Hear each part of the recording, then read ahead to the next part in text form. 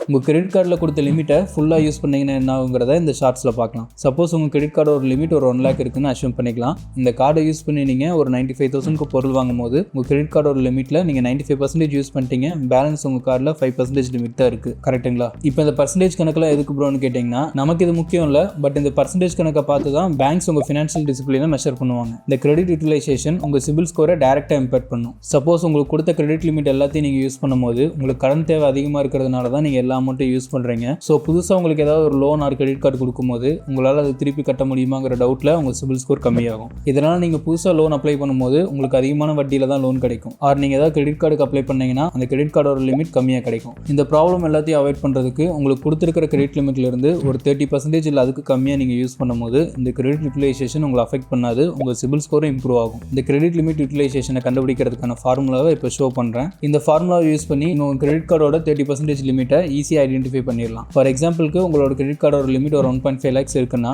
நீங்கள் just 1,50,000 into 0.3 மட்டும் போட்டிங்கனாலே போதும். உங்கள் கிரெடிட் யூட்டிலைசேஷன் அமௌண்ட் 30%க்கு எவ்வளோ இருக்குங்கிறது தெரிஞ்சிடும். அதுக்கு மேலே நீங்கள் ஸ்பெண்ட் பண்ணாதீங்க. இந்த யூட்டிலைசேஷன் ரேஷியோ அஃபெக்ட் பண்ணாமல் உங்கள் கார்டில் இருக்கிற ஃபுல் அமௌண்ட்டு எப்படி எஃபெக்டிவாக யூஸ் பண்ணுறதுங்கிறத பற்றி அடுத்த வீடியோவில் தெளிவாக பார்க்கலாம். தேங்க்ஸ்.